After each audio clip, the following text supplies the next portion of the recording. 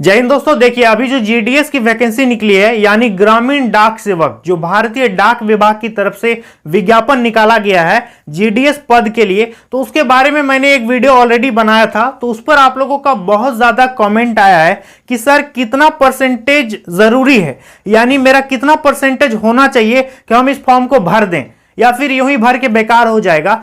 तो आज के इस वीडियो में आपको हम पूरा डिटेल देंगे कि आपका कितना परसेंटेज है तो आपको भर देना चाहिए, क्योंकि इस वैकेंसी में आपका किसी भी प्रकार का कोई एग्जाम होने वाला नहीं है। और हो सकता है कि आपका इतना मार्क्स था और आप नहीं भरे और उतना मार्क्स से सिलेक्शन हो गया दूसरे का, तो फिर आप बहुत पछताएंगे। तो आज की इस वीडियो में आपको हम पूरा क्लियर करके बताएंगे कि कितना परसेंटेज में आपको भरना चाहिए कि नहीं भरना चाहिए। तो आप लोग वीडियो पर अंत तक बने रहिएगा। तो देखिए ये जो वैकेंसी निकाला गया है पूरे भारत में टोटल पोस्ट कितना है, 38,926 पदों पर यह वैकेंसी निकाली गई है। अप्लाई करो, डायरेक्ट मेरिट लिस्ट बनेगा, डायरेक्ट आपको फिर नौकरी मिल जाएगा। किसी भी प्रकार का कोई एग्जाम इस पे नहीं होगा, लेकिन होशियारी से। तो कितना पद है, 38,926 पद है। और खासकर इस बार क्योंकि बहुत ज्यादा सीट है, हो सकता है कम मार्क्स से भी आपको उठा ले, तो बहुत ज्यादा सीट है। इस बार थोड़ा सा फॉर्मूला आपको अलग तरह से सोचना पड़ेगा और फिर अप्लाई करना होगा। तो इसका ऑनलाइन कब से कब तक होगा, 2 मई से इसका ऑनलाइन शुरू हुआ है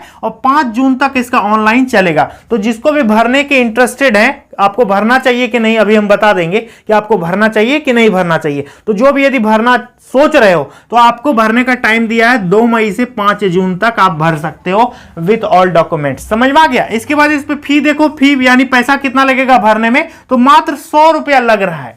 मात्र 100 रुपया इस पे फी मांगा गया है, वो भी जनरल और ओबीसी वालों को। अब बाकी SC, ST, female, pH candidate जो भी हैं उनको किसी भी प्रकार का कोई पैसा नहीं देना है। डायरेक्ट रजिस्ट्रेशन करो और फॉर्म फिलअप कर दो, सबमिट कर दो, आपका पेमेंट ऑप्शन नहीं आएगा उस पर। समझ में आ गया। तो जनरल ओबीसी वालों को 100 रुपया आपको देना है। और उम्र की बात करें कि उम्र आपका कितना मांगा गया है, तो 18 से 40 साल के बीच यदि आपका उम्र है। और बहुत सारे विद्यार्थी ऐसे भी होंगे जिसका 17 साल 11 महीना, 17 साल 10 महीना कुछ हो रहा होगा, मतलब 18 पहुंचने ही वाले होंगे। तो उनको हम बता देना चाहेंगे कि 5 जून को आपका 18 साल हो जाना चाहिए। यदि आपका उम्र 5 जून 2022 को 18 साल क्रॉस कर जाता है तो फिर आप इस फॉर्म को भर सकते हो। यानी 5 जून को 18 साल हो जाना चाहिए। 18 से 40, समझ में आ गया। 18 से 40 के बीच में यदि आपका उम्र है तो आप भर सकते हो। और बाकी एससी एसटी को 5 साल का छूट दिया गया इस पे, और ओबीसी वालों को 3 साल का इस पे एज रिलैक्सेशन मतलब उम्र में छूट दिया गया है। समझ में आ गया। तो 18 से 40 इसमें उम्र सीमा है। अब इसकी योग्यता की बात करें कि कौन भर सकता है, तो देखिए 10वीं पास। तो इस पे एजुकेशनल क्वालिफिकेशन दोस्तों सिर्फ 10th मांगा है, 10वीं पास। और विज्ञापन में कुछ भी नहीं लिखा है कि इतना परसेंटेज मार्क्स आपका होना चाहिए तभी आप भर सकते हो। कोई भी भर सकता है, जिसका 90% है वो भी भर सकता है, जिसका 60% है वो भी भर सकता है, मतलब कोई भी भर सकता है। कितनों परसेंटेज मार्क्स है आप भर दीजिएगा, लेकिन जब वो मेरिट लिस्ट बनाएगा ना तो फिर मार्क्स के आधार पर ही बनाएगा। तो अभी हम आपको बताएंगे कि कितना में आपको भर देना चाहिए, नहीं भरना चाहिए। तो 10वीं मांगा गया है और 10वीं में भी आपका गणित और अंग्रेजी है, तभी आप फॉर्म को भर सकते हो। यानी 10th में आपका मैथमेटिक्स भी होना चाहिए और इंग्लिश भी होना चाहिए, और मैक्सिमम लगभग सबका तो होता ही होता है, तो आप इसको जरूर भर सकते हो। और ये आपका एक एक्स्ट्रा 2 एक्स्ट्रा एजुकेशनल क्वालिफिकेशन मांगा गया है। इसको एजुकेशनल क्वालिफिकेशन कहो या कोई क्वालिफिकेशन कहो, मांगा गया है कि साइकिल चलाना। तो कौन नहीं जानता है साइकिल चलाना, सब तो साइकिल चलाना जानते हैं। और साइकिल नहीं जानते हो तब तो बाइक तो जरूर जानते होंगे, तो चलेगा। समझ में आ गया। मतलब ये उतना जरूरी नहीं है। साइकिल बाइक कौन नहीं जानता यार चलाना, सब जानता है। इसके बाद है भाषा, ये सबसे जरूरी है। भाषा जहां से आप अप्लाई करोगे ना, वहां का रीजनल लैंग्वेज यानी क्षेत्रीय भाषा, लोकल भाषा आपको आना चाहिए। अब मान लेते हैं मैं बिहार का हूं और भर दिए फॉर्म एकदम विशाखापत्तनम तरफ जाकर के, उधर तमिलनाडु तरफ, तो फिर हमको तो उधर का भाषा आता नहीं है, तो फिर मेरा कैसे होगा, तो फिर मेरा इस पे सिलेक्शन नहीं होगा। मतलब वहां काम ही नहीं कर पाएंगे हम, तो फिर कैसे काम चलेगा। तो फिर आप इस फॉर्म को भरने से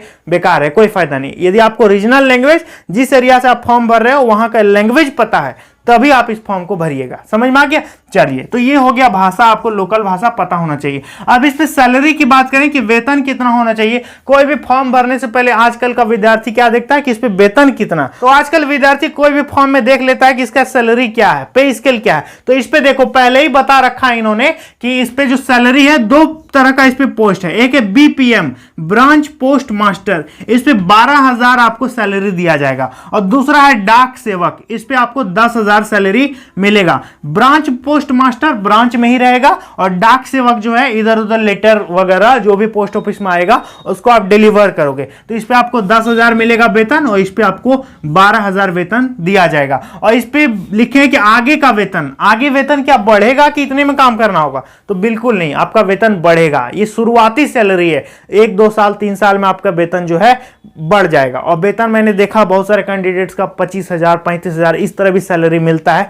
तो ये तो शुरुआती है, पहले ज्वाइन तो करो, इसके बाद आपका सैलरी बढ़ेगा। तो आगे वेतन बढ़ेगा, इतने में आपको नहीं रोकेगा। समझ में आ गया? इसके बाद कार्यावधि, आपको काम कितना घंटा करना पड़ सकता है? तो लगभग 4 से 5 घंटा आपको काम करना पड़ेगा। ज्यादा टफ काम नहीं है, उतना ज्यादा वर्कलोड नहीं है। आप गांव में रहोगे, ग्रामीण डाक सेवक, आप गांव में रहोगे, ठीक है, ज्यादा आपके ऊपर प्रेशर नहीं रहेगा। इसके बाद आगे की पढ़ाई, आजकल फॉर्म भरते समय विद्यार्थी ये भी दिखता है कि इट होम ज्वाइन करने के बाद आगे का पढ़ाई कर सकते हैं कि नहीं, क्योंकि हर किसी का सपना रहता है कि हम पहले कोई छोटा मोटा जॉब ले लेंगे, इसके बाद बीपीएससी निकालेंगे, जेपीएससी निकालेंगे, यूपीएससी निकालेंगे। हर किसी का सपना होता है, ख्वाब होता है, और सपने देखना कोई गलत बात नहीं। यदि आप सोचते हैं कि हम सच में बीपीएससी, जेपीएससी, यूपीएससी निकाल सकते हैं तो आप निकाल सकते हैं, बस आपको मेहनत करने की जरूरत है। तो आप इस पे ज्वाइन करके आराम से आगे की अपनी तैयारी कर सकते हो, इस पे कोई दिक्कत वाली बात नहीं है, ठीक है। और वीडियो में आगे बढ़ने से पहले आप लोगों को बोल देना चाहेंगे कि आप मेरा वीडियो कहां से देखते हो, और यदि सब्सक्राइब नहीं किया हो चैनल को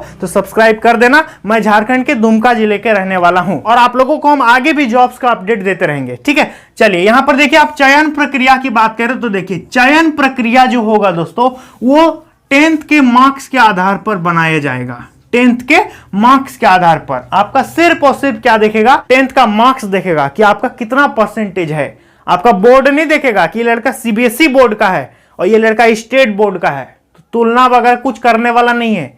आपका सिर्फ मार्क्स देखेगा कि आपका कितना परसेंटेज आया है, ठीक है, सिर्फ मार्क्स देखा जाएगा। इसके बाद मेरिट लिस्ट बनाएगा मार्क्स के आधार पर, और यदि आप मेरिट लिस्ट में आते हो, कट ऑफ को क्रॉस करते हो, तो आपको सिलेक्शन दे दिया जाएगा। तो ये है इसका सिलेक्शन का प्रोसीजर, समझ में आ गया। अब यहां पर मेन सवाल ये उठता है कि मेरा कितना परसेंटेज है, तो हम भर देंगे। तो देखिए इस बार जो सीट है वो सीट रखा गया 38,926, लगभग मान लो 40,000, 39,000 सीट है। तो इस बार सीट थोड़ा सा ज्यादा है, तो इस बार थोड़ा सा आपको सोचना चाहिए। तो मेरे ख्याल से यदि आप यूपी, बिहार, झारखंड, राजस्थान, उत्तराखंड, ये सब स्टेट, महाराष्ट्र, ये सब स्टेट से भी यदि बिलोंग करते हो, और यदि आपका मार्क्स 75%, ध्यान दीजिएगा, यदि आपका मार्क्स 75%, 70% भी है, तो मेरे ख्याल से आपको यह फॉर्म भर देना चाहिए, क्योंकि सीट इस बार जो है ज्यादा है। समझ में आ रहा है? तो यदि इतना मार्क्स आपका है तो आपको फॉर्म भर देना चाहिए। और यदि आप एससी हैं, एसटी हैं, तो आपको तो जरूर भरना चाहिए, ठीक है। और यदि आप जनरल ओबीसी हैं, फिर भी आपका 70-75% यदि मार्क्स है तो आप इस फॉर्म को भर दो, ठीक है। और 70% से कम वालों का मेरे ख्याल से नहीं लगता है कि कोई चांस है। हो सकता है कि जहां से आपने फॉर्म अप्लाई किया वहां पर कोई नहीं भरा हो, आपका 60% है, तब तो हो ही जाएगा ना। लेकिन आजकल कहीं खाली रहने वाला है नहीं, तो आपका यदि इतना परसेंट मार्क्स है तब आप भर सकते हो और एक चांस ले सकते हो। लेकिन जो भी मेरे स्टूडेंट्स साउथ इंडिया से बिलोंग करते हैं, जैसे कि तमिलनाडु, केरल, कर्नाटका है ना, इस सब से, आंध्र प्रदेश से यदि आप बिलोंग करते हैं, तो वो सब में आप इतना में जरूर भरिएगा फॉर्म को, एकदम 100%। यदि आपका 65%, 70% भी मार्क्स है तो आप भरिएगा। उधर का कट ऑफ थोड़ा सा कम जाता है, और इधर यूपी, बिहार, हमारे झारखंड तरफ का कट ऑफ जो है 95, 90, 92, 85 तक मैंने देखा है कट ऑफ उठा लेता है इतने में। तो यदि आपका ओवरऑल, हम यही कहना चाहेंगे कि यदि आपका मोर देन 70% मार्क्स है तो आप एक बार ट्राई जरूर करो। क्या 100 रुपया तो लग रहा है, भरने में क्या जाता है? एग्जाम देने कहीं थोड़ी जाना है कि ट्रेन में जाएंगे, धक्का खाते हुए एग्जाम लिखेंगे, हरासमेंट होगा। बस भर दो, 100 रुपया लगा दो, सोचो कि 100 रुपया चला गया, 100 रुपया लगा दो और मेरिट लिस्ट का वेट करो। होगा तो ठीक है, नहीं होगा तो भी ठीक है। इस पे एग्जाम वगैरह तो होगा नहीं, तो आपको एक बार ट्राई जरूर करना चाहिए। यदि आपका 70% से ऊपर मार्क्स है तो आप इस फॉर्म को जरूर भरिए, डेफिनेटली भरिए और एक बार ट्राई लीजिए, ठीक है। और हाँ, आप लोगों का कितना मार्क्स है 10th में और आप किस बोर्ड से बिलोंग करते हैं, कमेंट में जरा मुझे भी बताइएगा कि आपका कितना परसेंटेज है और किस बोर्ड से आप बिलोंग करते हो और मेरे वीडियो को कहां से देखते हो। और यदि आपने हमारे चैनल को सब्सक्राइब नहीं किया तो कर लीजिएगा, आगे भी ऐसा ही आप लोगों को जॉब्स का अपडेट हम देते रहेंगे। ठीक है, तो चलिए दोस्तों, आज के लिए इतना ही, मिलते हैं नेक्स्ट वीडियो में बहुत जल्द। तब तक के लिए बहुत बहुत धन्यवाद।